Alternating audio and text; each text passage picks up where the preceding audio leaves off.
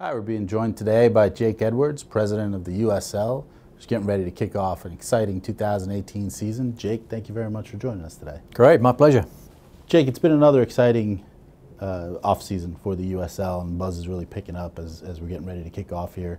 Talk to us about what you're looking forward to the most in 2018 and where the USL is positioning itself in the American soccer landscape. Yeah, we've worked hard this off-season and the last few years now to create a really great league, but an aspirational league. We look at the leagues around the world and we say we would like to be in the company of some of those top leagues.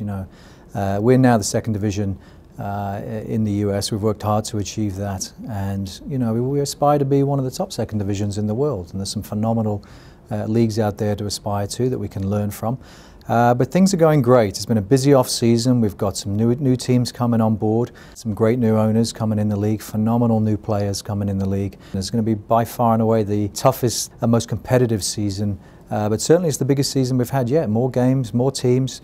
We reach more communities, more fans than ever before. So this is another big year for us. Well, the league this year certainly continues to grow, and we're welcoming 6 new teams to the USL in 2018. What are you looking forward to the most during this kickoff weekend of these teams coming in and the quality of soccer we're going to see across the league? Yeah, 6 very exciting teams. 2 teams that are already established clubs in Indy 11 and North Carolina. Great pedigree, great fan bases, exciting soccer-specific stadiums, and Atlanta United. The lone team out of MLS coming in this season. Atlanta United breaking all kinds of records as an organisation in MLS, doing great things for the sport. Fully anticipate the same for Atlanta United too. And then of course our new markets, Nashville and Las Vegas, Fresno. Really exciting new additions to our league, and have done tremendously well in pre-season games so far, well attended. So very much looking to see how those teams and those new fan bases mix in with all the other teams we have in our league.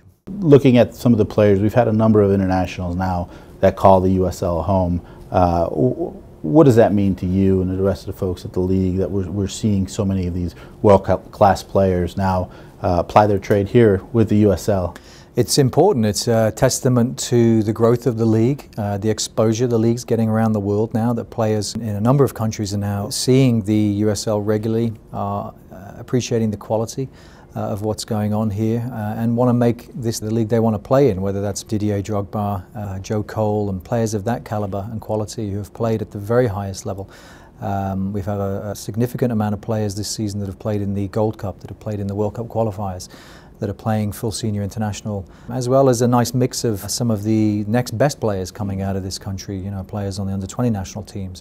And it's an exciting mix on the field, and I think it just speaks to the commitment and the investment that the owners are making into their clubs, the quality of coaches we now have in our league, and their ability to recruit players from all around the world. And I think it's just the quality of the competition certainly attracting better and better players. You touched on coaching a little bit with the number of call-ups that we've seen as well from the players here at the USL playing for their national teams. What does that speak to in terms of the quality of coaching that we've seen? It's great, and it's an area of our league we take seriously, and we spend a lot of time on. We have a full-time department here that just works with our coaches. It is critical that we continue to attract better coaches all the time. We've got coaches now that have coached at the MLS, that have coached in Liga MX, that have coached in some of the top leagues around the world. What that brings is an understanding of what it takes to build a professional football club and how to instill a real football culture. Make no mistake, it's a large reason why we have so many top-class players coming in the league, and it's testament to the quality of coaches. Last year we had 2 coaches go on the new Federation Pro license. Now we've got 9 coaches on the Pro license this year, and more coming next year. So those coaches are doing tremendous work at the clubs, from the first team all the way down to the youth programs in the community. So, Jake, the expansion this year has brought a large group of new owners to the USL to complement this already very strong base of ownership that we've seen that's really led to the success of the league. Talk about the USL ownership group and what these new folks are bringing. Many of our owners, I'd say the vast majority of our owners now, have owned and operated sports organizations in multiple different leagues. They bring with them a real understanding of the economics of sport, what's required in terms of an investment level in the facilities, in the community, in all the different programs that our teams run. So for me, it's a privilege to get to work with all of these very experienced businessmen and women on a daily basis, and I'm just constantly thrilled by the commitment and investment they have into their local communities and ultimately into our sport. The new owners that are joining our league now are coming in every year with bigger ambitions. For us, we continue to drive value from a business point of view. The model continues to attract more and more sophisticated owners into the league, and that's something that we believe will have such a positive impact on the future of this league and the new initiatives that we want to embark upon. Last year we surpassed 2 million in attendance. Talk about what your expectations are for this season, and in terms of attendance at live games and just overall awareness of the league. Yeah, our fans are the lifeblood of this league, as they are for every league. We've seen the support for our clubs grow exponentially. We're already significantly ahead of where we were this time last year on average per club for season tickets. I think it speaks to the excitement. It speaks to what's happening in the local communities. It speaks to all of the things we're trying to do, building new stadiums, creating more exciting, authentic environments, attracting better players, having a more competitive and compelling league. I think it's, at least for the league office here, a substantial investment in content production and infrastructure around the broadcast, around the digital and social. And so we take great pride in growing that area of the business and engaging with the fans from a team point of view and a league point of view. We're getting ready to kick off the 2018 USL season, but this year has also been very crucial for the successful launch of USL Division 3. Talk to us about the league and kind of the steps that are taking place to get ready to kick a ball with them next year. Yeah, that's a great deal of work that's gone into that so far. It's been a 2-year project, and we're kicking off in 19. Very excited.